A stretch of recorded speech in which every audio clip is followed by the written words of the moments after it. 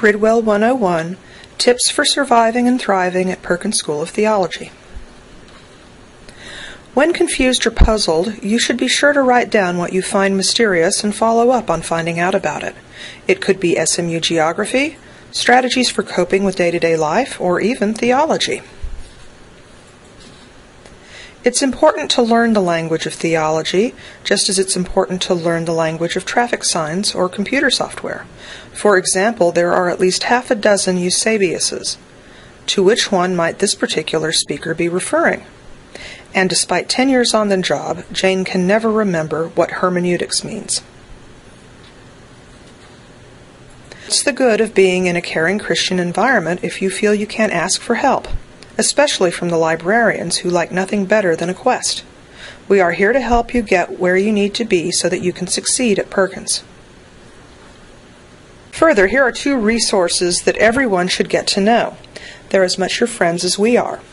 The Oxford Dictionary of the Christian Church is available in print at Bridwell and at the Crossroads Center at Houston.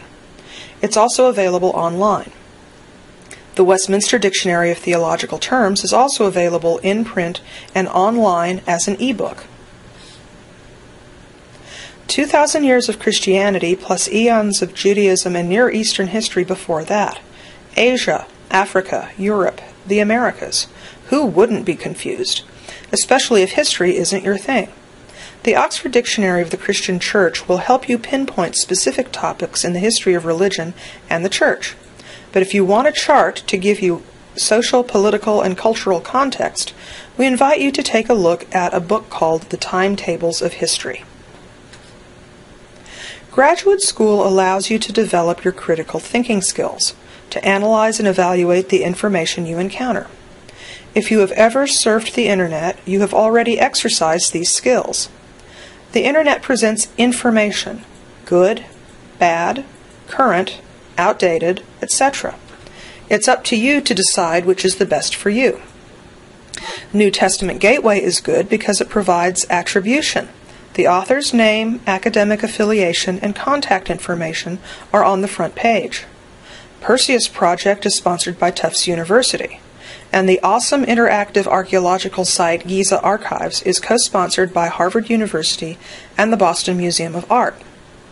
Contrast this with The Bible, a Jewish Conspiracy, the Egyptology section of occulttv.com, etc. How do you think your professors would react to seeing any of those referenced in a paper? Commentaries that you find in their entirety on Google will be at least 88 years old, if not more. Copyright extends to any works published since 1923. Faculty at Perkins expect you to use current scholarship and generally prefer you to use no commentary older than those published in 1990. On the other hand, for courses like Methodist History, where the professor expects you to use primary resources, Google Books can be a good thing. Bridwell Library has been working with other Methodist institutions, such as the libraries at Duke and Drew universities, to make rare Methodist materials available through Internet Archive. You do not need to remember this right now, but it does serve to illustrate that there is reputable material to be found through Google. And then there's Wikipedia. Remember that it is a tool just like any other. The trick is to know when and where to use it. Just as you would not use a hammer to drill a hole or to saw a plank, you should only use Wikipedia appropriately. It's a great, speedy method to get a quick and easy answer to the kinds of idle questions that come up in casual conversations. But it is a huge no-no for academic work. Why? The articles are not authored. You do not know who wrote them, whether they are true, timely, or even accurate. Further, relying on Wikipedia prevents you from getting acquainted with quality resources in your field.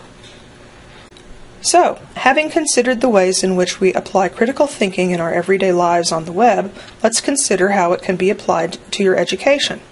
First, make sure you thoroughly understand what an author is saying and the vocabulary and terms being used to say it. Next, what unstated assumptions do you notice in what you're reading and hearing? We're all sensitive to political and gender biases these days, but what about geographic biases? or denominational biases. Keep context in mind by asking yourself, when was this written? What was going on at the time? Where was it written? What was going on in that place? Consider the potential differences between books about Afghanistan written by a Briton in 1890, a Russian in 1980, or an American in 2010. You're likely to get a profoundly different picture from each of them. Sounds easy, right? Here are some specifics to consider.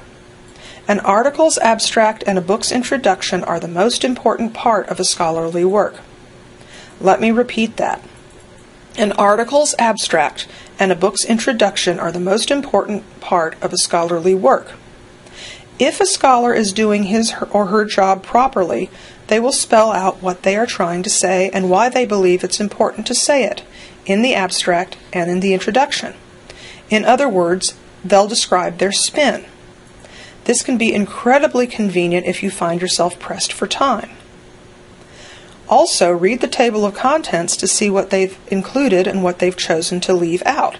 This can also tell you a great deal. Finally, try to identify your own assumptions. Is this author rubbing you the wrong way? Why? Do you find yourself agreeing enthusiastically? Again, why? Is it a book chosen to inspire thought, to provide information, to provoke classroom conversation? Think about what made the professor select this work and put it on your assigned reading list. Asking yourselves these kinds of questions as you read accomplishes several tasks. It will give you a grasp of the essentials and improve your overall comprehension of the material. Also, interacting with the material at this level does wonders for exam prep. You'll find that you need to cram less at the end of the semester. Really, it all boils down to time management. If you invest the time now, then you'll need to invest less time later when time is a rare and precious commodity. Which brings us to highlighting. Highlighting is the most passive way to take notes. Imagine this. It's midnight.